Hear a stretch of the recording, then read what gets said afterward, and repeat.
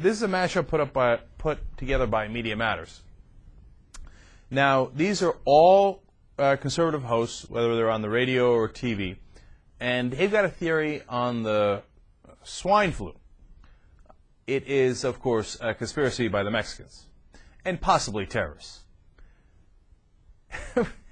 These guys are representing the Republican Party. I mean, before it was a terrible thing for progressives and moderates in the country because what these guys said, the media and Washington took as gospel, and it led us in such a disastrous path for the whole country. But now, all they're doing, now that people have woken up to it, all they're doing is more damage to the Republican Party. I mean, regular Americans, they're going to watch this and they're going to hear this and they're going to think, yeah, I can't wait to vote Republican. These guys sound like lunatics. Check it out.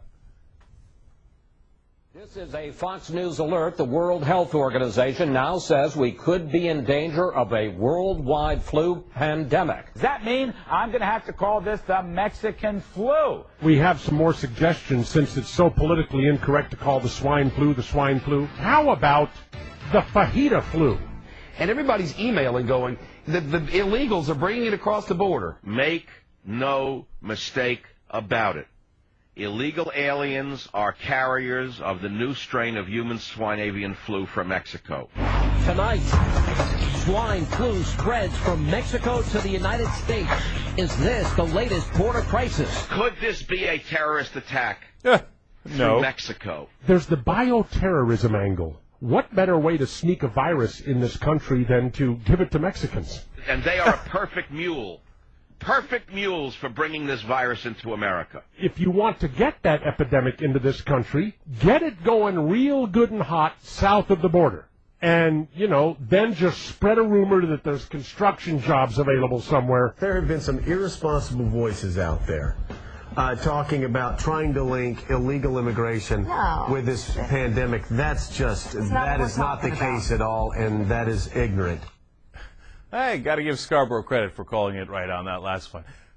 Really? Bioterrorism?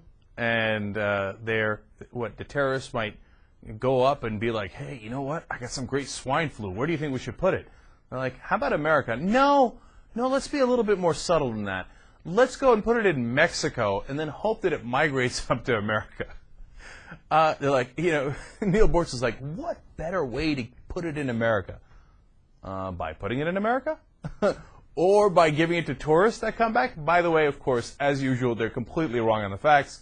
There is not one documented case of an illegal immigrant bringing swine flu to the U.S. Is it possible? Of course, anything is possible. But there are no documented cases.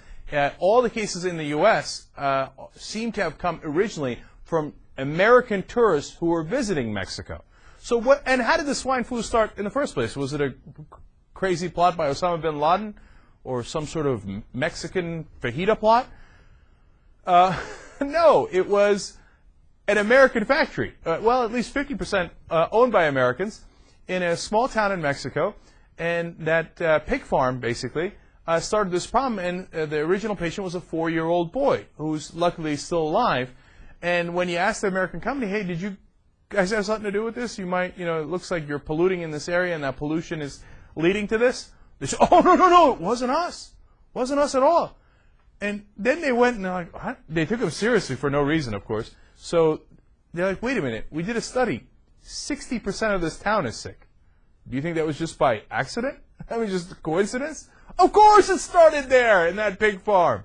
And no, Zwahiri didn't plant anything in the pig farm.